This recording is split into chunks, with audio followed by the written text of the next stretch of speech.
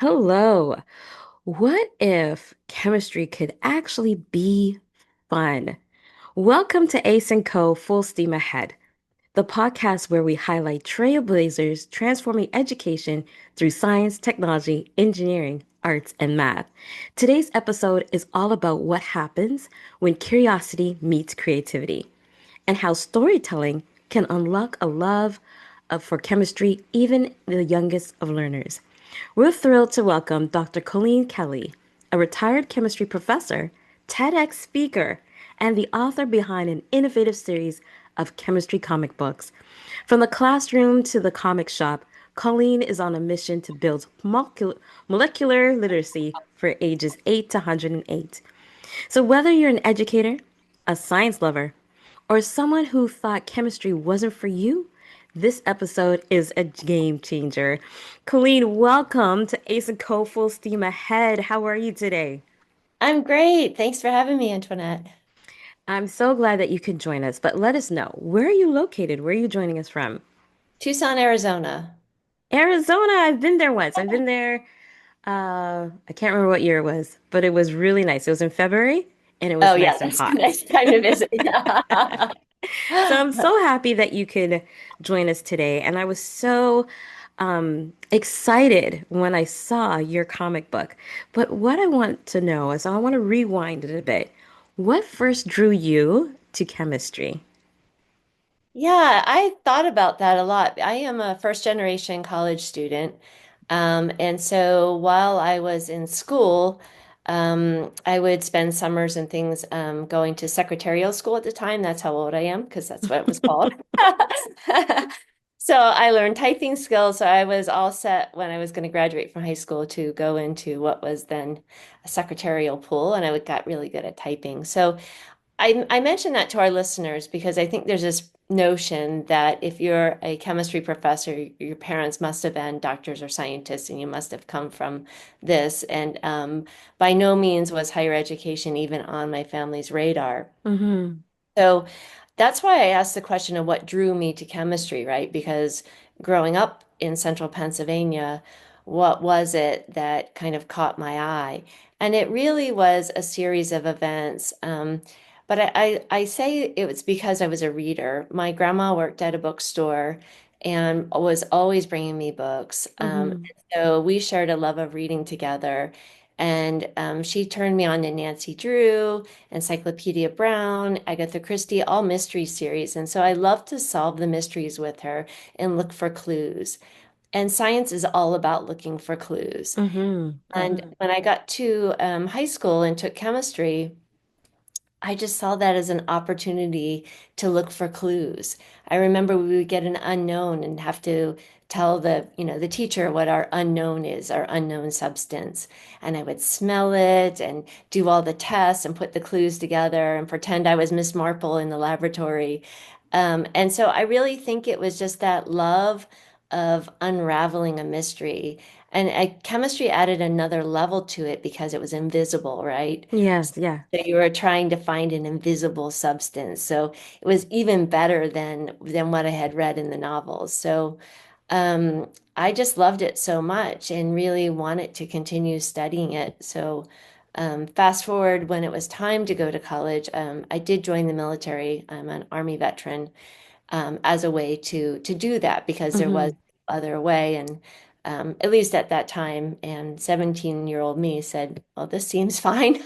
I'll do this." So that's how much I loved it and wanted to continue learning.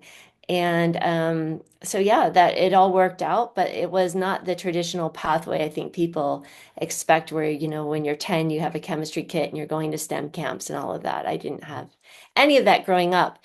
And I also mention this because my thesis now on molecular literacy and how important it is, it does tie back to how I started as a scientist. Hmm. Eventually ended up working in a Nobel Prize winning laboratory, and that came from reading, right? That all started with reading. So there is a huge tie with literacy and how we can also develop scientists from that background. That is so amazing. So you took me back because I had Nancy Drew books, and just last week I saw my daughter was reading a Nancy Drew book. She's 12. But although I loved reading, when it came time to math, I was nope. And when it came time to chemistry, I was like, oh no, that's way too hard. I beelined it. I went around it. And I only wish I knew now what I knew. I only wish what I knew then, what I knew now, which is that math could open up a whole different world for you. And I love the way that you talked about it's like solving a mystery, right? If I even thought about it in that way, that chemistry could be looked at that way, I might have given it a second thought. So thank you for sharing that and for taking me back a little bit there. So you had a long career in higher education. What motivated you to pivot from professor to comic book creator? Now you mentioned also that you're a veteran. So you found this love of chemistry through reading, but then what motivated you to become a professor? I was having fun. So when I eventually got to college, I started doing research, and I was working with a young woman at the time. She was a new assistant professor, and she really mentored me. And when she told me that we were going to do a chemical reaction and make molecules that nobody in the world had ever made before, I thought that was so cool because I didn't know that's what research is, right? Again, Hmm. we don't Hmm. have a world where people do research. So when she explained to me that research is doing something that nobody else in the world has ever done, and that's the whole premise of research, I mean, I just lit up and thought, wow, how am I going to do something that nobody else has ever done in the sciences, especially in a chemistry lab? So we worked together, and when it was time for me to graduate, she said, "Well, you really love this. You should go to graduate school." And I just said, "What's that?" Hmm. Hmm. She said, "You should get a PhD." And I knew she was called Dr. Goldman, but I didn't know. So she explained the whole system to me and how it worked and helped me to apply. And I went to graduate school and found my people, and we had so much fun. And then I did a postdoc and was still having fun. I thought, I want this world to be my life forever because there's nothing but sunshine in my viewpoint of discovering new things through the lens of molecules. That is so amazing. And just the way that you explain it, like I'm envisioning it being fun. I'm envisioning your world being fun. And look how awesome it is that you had someone to kind Yeah. of guide you and give you that information. And that's what this whole podcast is about, is that hopefully a student when they're watching these interviews, gets lit up a little bit, gets motivated to see, what can they explore and see where it's going to take them. You also talked a little bit how, you didn't have a chemistry kit or, STEM workshops like they do today, right? Which is amazing to where we've come from. But just to know that your journey, and I try to tell students this all the time, your journey can go in different ways, different patterns, and it's like embrace it all like you did, right? Yeah. Embrace it all and see where that takes you. So I want to hear about this, you know, comic book series. So how did you became a professor, but tell us about how did this come about? How did this comic book idea come about? Well, it really came about out of desperation and years of trying to reach my students. One thing that dawned on me is when I entered the classroom for the first time, because I had such a good experience and was so excited, I could Hmm. not wait to share it with my students. So I walked into an auditorium of 200 students and thought, this is going to be amazing. This is going to be like one giant party in here at 8 a.m. in this auditorium. And they're looking at me like I'm some kind of female Darth Vader going to squash their dreams, and that, this is the worst course possible. It was organic chemistry at the time. And I didn't understand it. I thought, that's not what I'm here to do. I'm here to show you this world and, unravel it for you and invite you to the joy. And, they weren't having it. And partly that's because of the lore, right? So many students are told from adults, just get through it, take it. Organic chemistry is the worst course. I didn't pass it. All I did was memorize and I got through it. just, all these horrible Mm-hmm. things. And I didn't know that that's what they were coming to me as.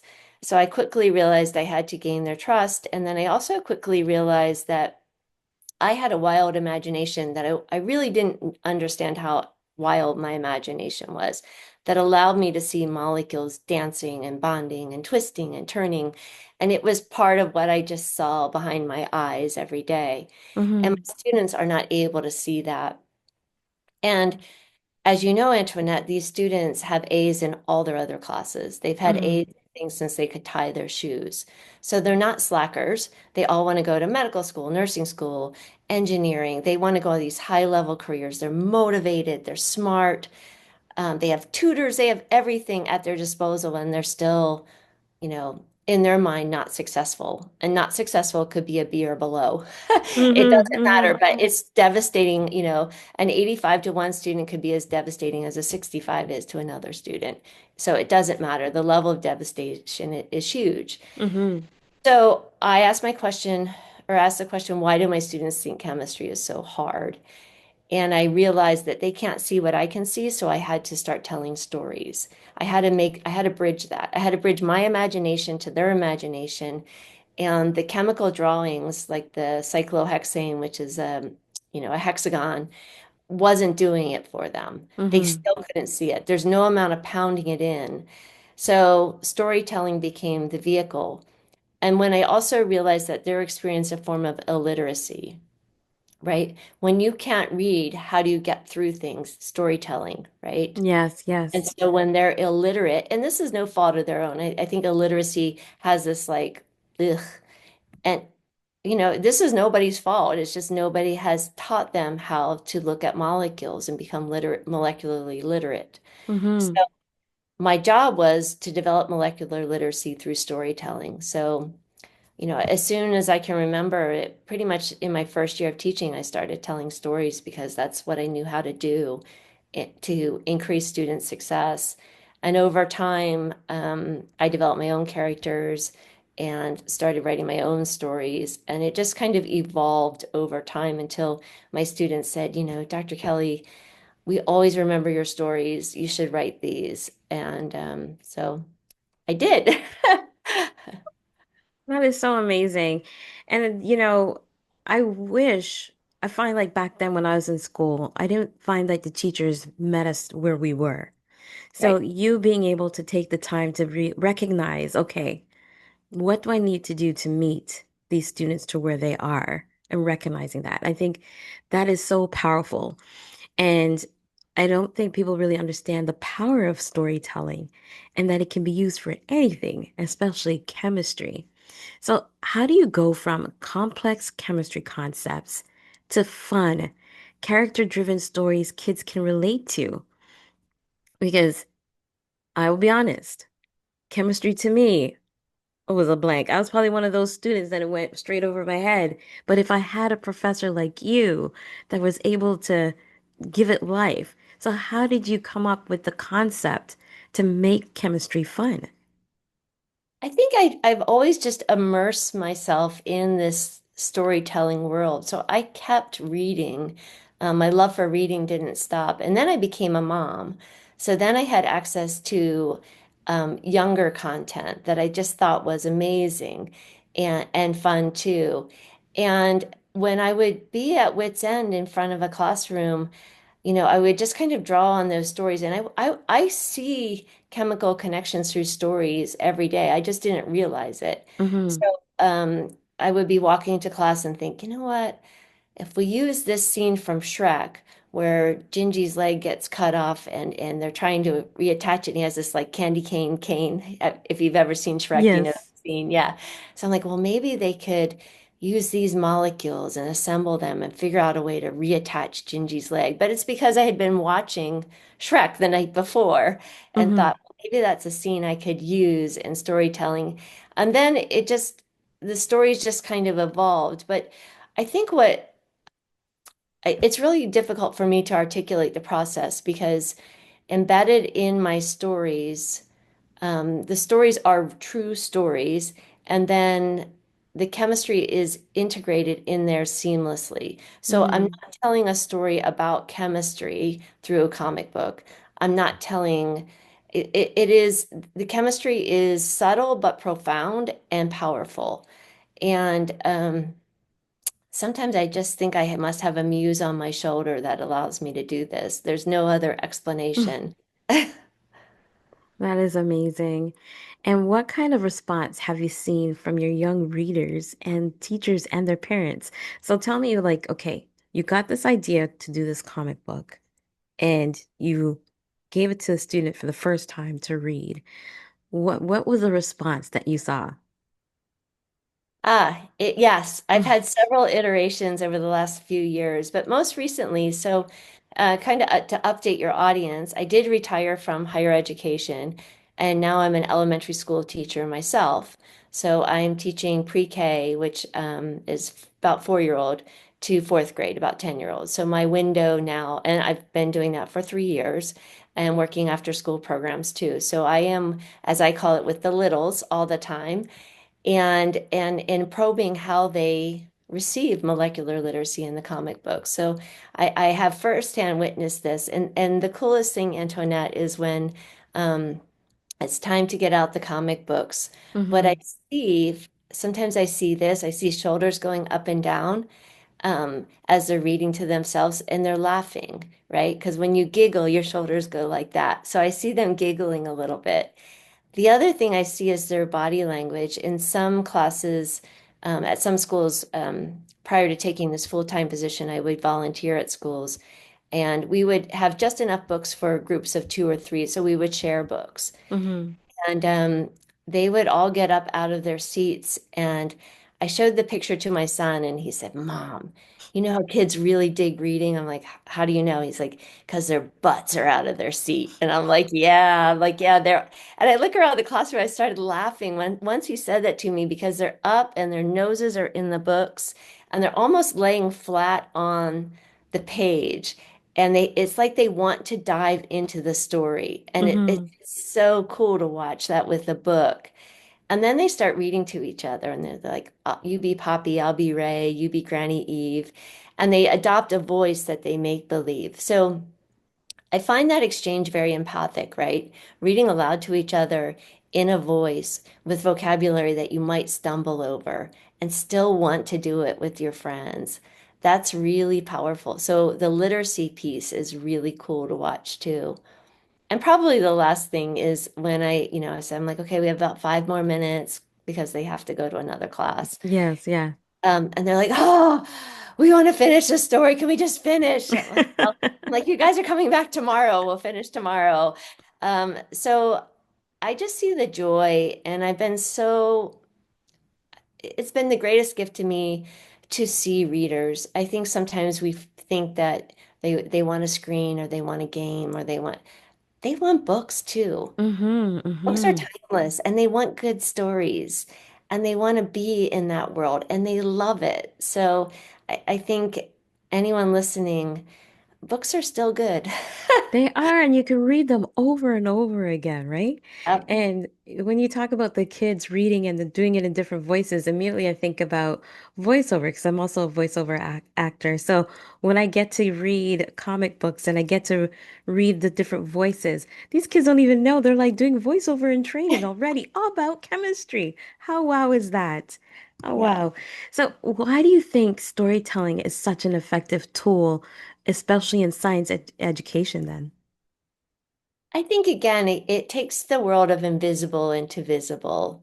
And I think so many times when we try to do that with demonstrations or even what we call hands-on lessons or hands-on experiments, it's still lost because what we're trying to get them to see is still invisible. Um, for example, my fourth graders were exploring the rates of a chemical reaction. And I set out the reagents for them, and it's an acid-base reaction. It turns out it's baking soda and vinegar, and they're capturing carbon dioxide in a balloon. Mm-hmm. That's typically done as a volcano, but if you call it a volcano, there's no literacy there, right? and also, when they asked me, they said, "Can we add food coloring and make it a volcano?" Because they had done this before in other realms, not in my classroom. And I looked at them, I'm like, "Is this a volcano?" And they're like, "No, Dr. Kelly, it's not a volcano." I'm like, "Why isn't it a volcano?" They're like, "Well, there's no lava. There's no," Hmm. and I'm like, "Yeah, we this is not even close. Like, let's use the right language and let's and then they're like, okay, yeah, they buy into it. So I guess it's just really the storytelling will support that kind of learning. So I always Hmm. tell them we do big league science in my classroom, and they're like, "Yeah, we do big league science." And big league science starts with literacy. So the comic books and the stories allow the literacy to be foundational and functional, so Hmm. that when we do the experiments, they're meaningful. That's amazing. And what were the response, after doing these storytellings, coming up with this comic book, what were the response from teachers and parents? How did they view this? Most of my responses have been from parents. It's still in the area of homeschooling or informal education. Hmm. I'm not sure. There are some teachers using it, but it's sporadic for now. It's still relatively new, and the concept is certainly new. So, For sure. but I homeschoolers worldwide have been using this, and um, I'll just paraphrase an email that I got. They said, "Dr. Kelly, you are a gift from God." And another comment I got, there should be more like you in this world. So parents are eternally grateful because this is a topic that they may have abhorred or at least not understood, and for them to teach it through the comic books or how their children autonomously learn it is a gift. So. Um, yeah, that amount of feedback is certainly gratifying. That's so wonderful. So can we take a moment and see this comic book? Can Yeah, you yeah, share it with us?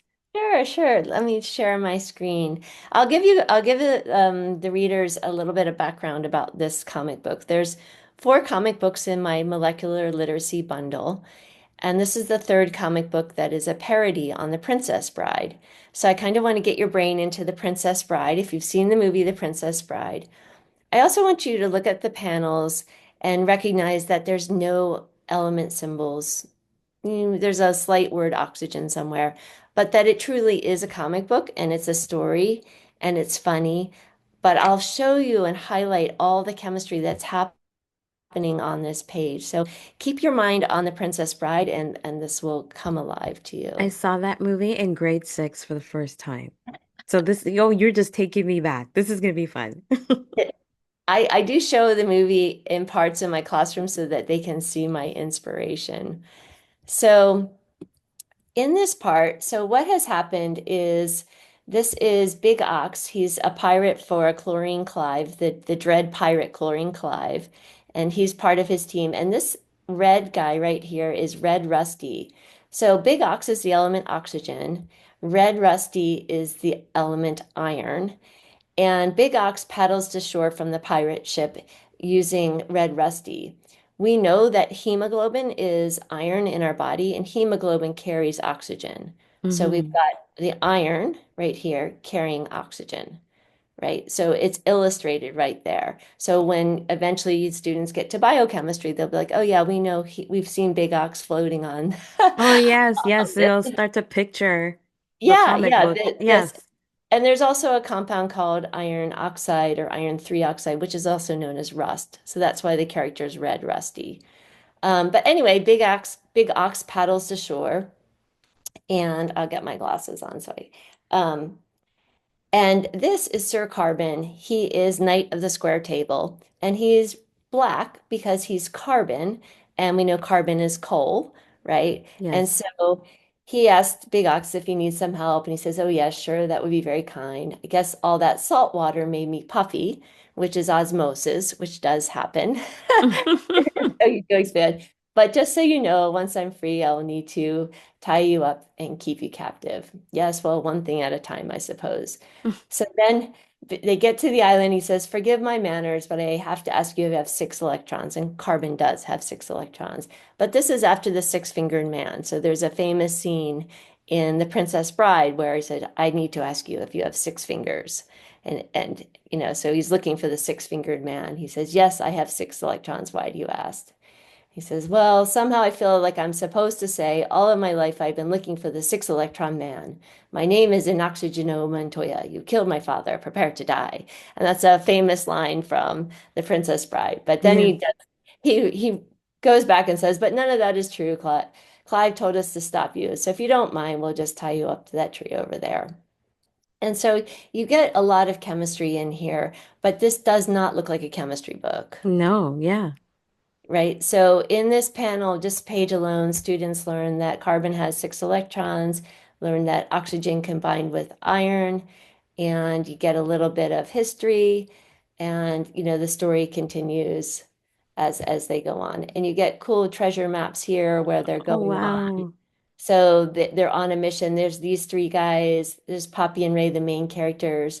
And this is Lady Xenon, who's being held captured by the dread pirate Clive. And her true love is Sir Carbon trying to save her. So there's a little love story in there too. Oh, I love it. I love it. I love the colors. I love the art that goes into this and the storytelling that is also making sure that these students are learning chemistry. This is amazing. Thank you. Thank you so much for sharing that. So, You're for welcome. those who are probably listening in audio, if you want to see it, check on our YouTube channel and you can actually see the a copy of the comic book. So, thank you so much, Colleen, for sharing that. So, I want to talk a little bit now about, breaking barriers in STEAM because that is what you're doing. And you often speak about molecular literacy. So, can you explain what that means and why it matters? Yes, so molecular literacy is based on my research where I revealed that t learning chemistry is like learning to read. So if we use the same strategies and tools that we have used to teach kids to read in teaching chemistry, we can develop molecular literacy.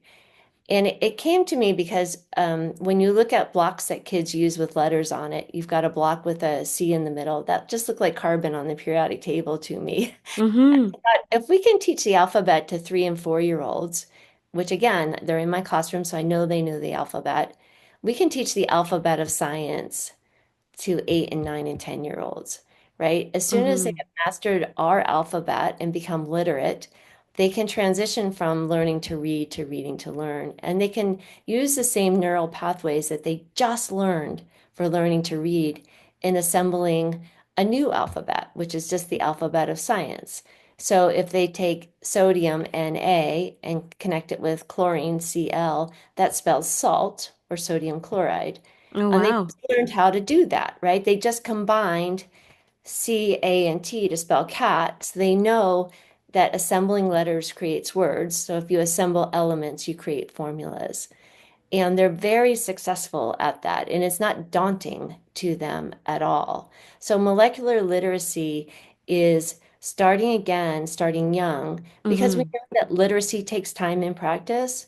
And now we know that molecular literacy takes time and practice. And if we wait until high school or college, that would be like waiting till high school or college to teach kids to read. We don't do that. Exactly. Yes.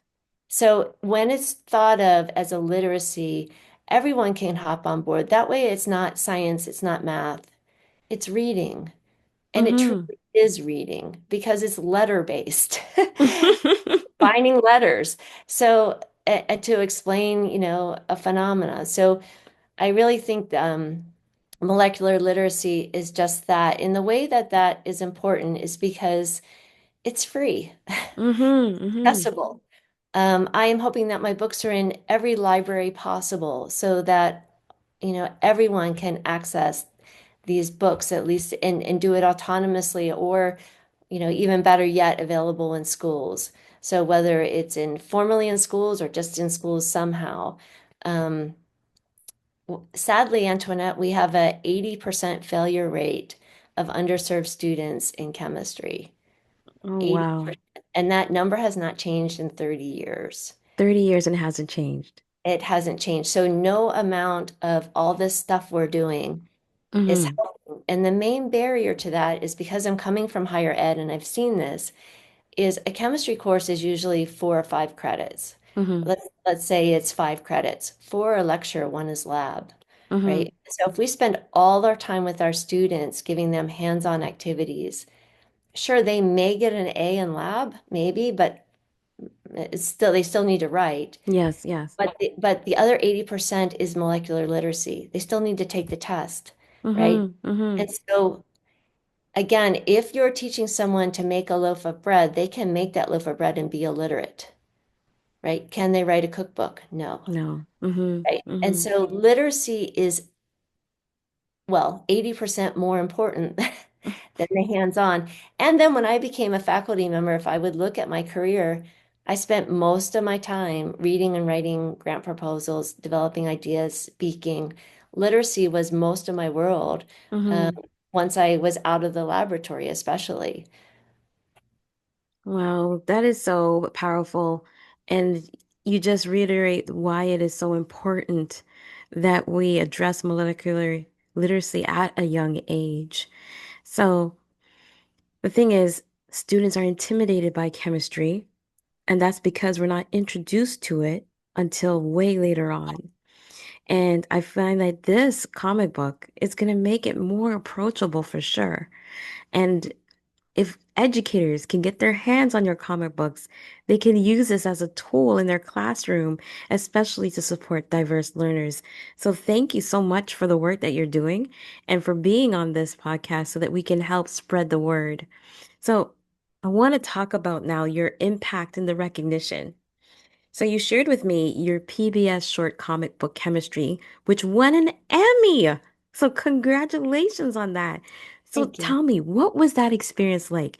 Here you are, you've gotten the comic book, it's done, and then PBS reaches out to you. Tell me about that experience.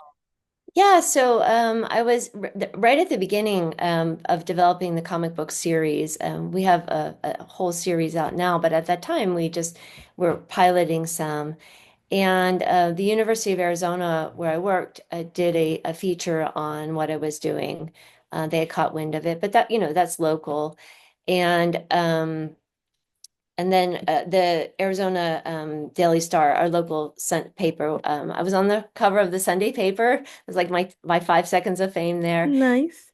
And so because that was AP on the AP, they picked it up through PBS, picked it up through that. And they thought it would make a really great educational short story documentary. And they just I had a great time with the production team. They were really fun. Um, and I didn't know the process. Again, I just kept saying yes. And they said, we'd like to film you. We want to know your story. And we worked together to create it. And I was as shocked as anyone to find out that it had won an Emmy. Oh, that is so amazing. And in that short story, you talked about your illustrator, who was Yes. also your student. So tell us a little bit about her and how did that work out with you sharing, your comic book with her, your idea with her? Yeah, so Mackenzie Reagan and I met when she was a child. I think she was about 13. She was a friend of my son's, and she also, they were going to school together and swimming together. And my son's also an artist, but he is a fashion designer more. And Nice. I was developing these characters, but they were not very good. We're just making boxes and saying, okay, this is Sir Carbon. And it dawned on me as my son and Mackenzie were getting ready to go to college that, Mac had become a great artist and was going to Savannah College of Art and Design. And the summer before she left, was also during the pandemic. So we kind of worked remotely and um, just started jamming on some characters. And I knew she'd be great because she had been in my class. And I knew she would understand me, and we just kind of had this synergism to go back and forth. So she became my concept artist for many of the hmm characters that you see. Which is awesome. So I encourage people to watch the video, the PBS short comic book chemistry. It was really, really great to see how you guys did work together and come across come across how you develop the characters. So it was great to see how she was able to take your story and bring it to life. Yeah. So you're also a TEDx talk. You were a TEDx talk on molecular literacy from ages 8 to 108. And this captures your mission beautifully. So what do you hope your audience will take away from that? I think I would like everyone, whether you're 8 to 108, to realize if you missed the boat or thought this wasn't for you, or are struggling with your children, or if you're, um, at your late stages of life and looking for a hobby, or if you're, an elementary school teacher, wherever you are in life, that this could be something empowering. And I bring this up because um, molecular literacy is for everyone, and it's not a vehicle to make everyone a chemist, Hmm. right? Or even, a professional scientist. But a citizen scientist, I think, is really important. And I'm going to stand behind that we should all be citizen scientists.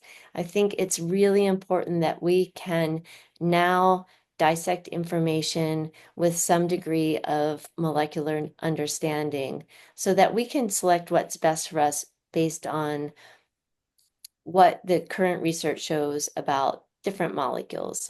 I'll just leave it with that. But it's really important to me that no one is left behind. I think if Hmm. we want to elevate everyone, we all know that education is a key to elevation.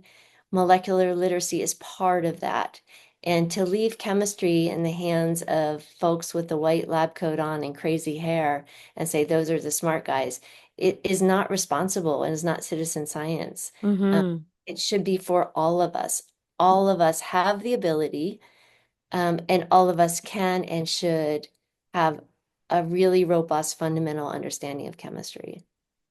I agree 100%. And you've empowered me to actually look and see, what can I learn about chemistry through your comic books.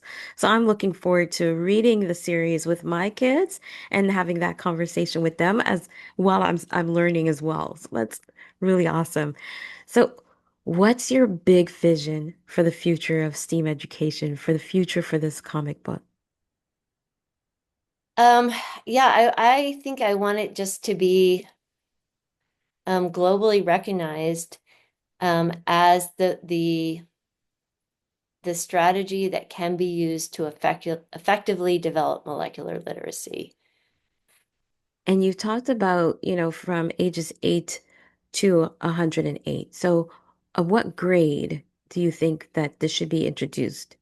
As early as 8 or younger?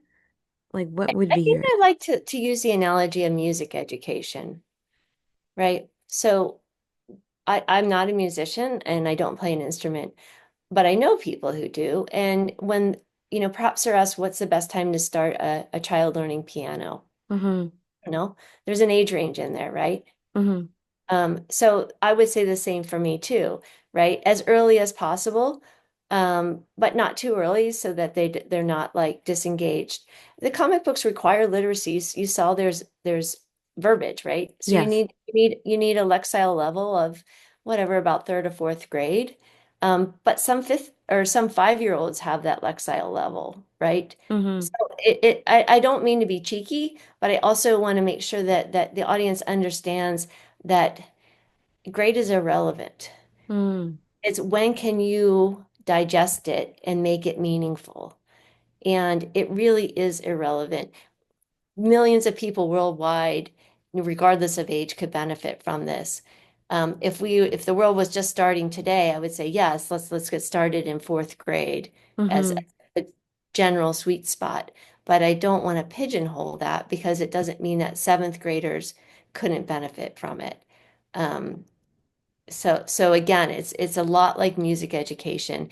If my son who's 24 said, "Mom, I want to learn to play the guitar," we'd start from the beginning. And he might be in a guitar lesson with an 8-year-old. Makes sense. Totally makes sense. So, what advice would you give to educators or science communicators who want to make learning more joyful? Connect to your learners' imaginations. I like that. Yep. Yes. So you want us to, because a lot of times now as grown adults, we don't even have time to to have an imagination, right? Right. But this is good. Connect to your learner's imagination to connect with the youth. I like Yeah. that. Now, how can we support your work and introduce your comics to our students and to our communities? My favorite way is for libraries and librarians to support this because it's free then for the communities. And I Yes. really want to make sure that the comic books are accessible. So the two kind of visions that I have for my preferred vision for distribution would be perhaps someone would want to buy and donate a set, right? So, listeners, if you're able to, consider buying a set and donating them to your libraries or your elementary schools or middle schools. Um, that's one way. The other way is just for, communities to get them into their libraries.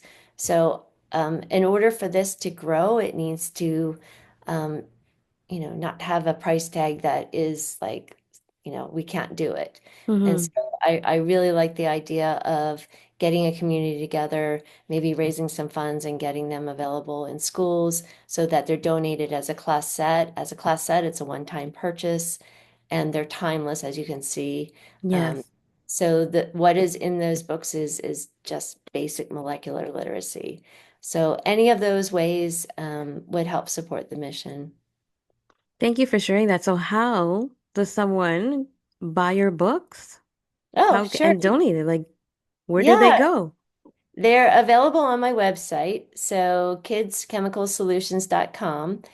And I should let people know that when they go to purchase from my website, it'll redirect you to our publisher, which is Hewitt Learning. So Yeah. hewittlearning.org. And they're a really great publisher. They have a huge nonprofit arm. We're mission aligned. And they're a small company who believes in what I'm doing. And I couldn't be more grateful for Hewitt Learning for supporting my mission through publishing and distribution and all of that. Because they're such great folks, they offer discounts for large purchases. They share my mission and want to get the books in hands of learners. So, however they can accommodate, they will. So, yeah, kidschemicalsolutions.com. It'll go to Hewitt Learning, and you'll see the molecular literacy bundles available there. Thank you for sharing that. And audience, we will have that link in our description. So yes, let's do this. Let's see if we could buy some books, donate it to some libraries, get them in the classrooms. So I want to say thank you so much, Dr. Kelly. Thank you. Thank you for sharing the story and for sharing your gift and sharing how you're able to meet students where they are and giving us that intel on how we can do that as well. And we can do this through your comic books. So thank you again. And we'll definitely stay in touch because I want to make sure we spread this far and wide. So thank you. Thank you. Oh, one other question. Yeah. Now, we know where we can buy your books, but is this available internationally or is it just within the US? Oh, we ship internationally too. Perfect. So that's what I want to know. So you heard it, folks. Her comic books are available internationally. Let's see how we can make this movement available. So thank you so much. And thanks everyone for listening.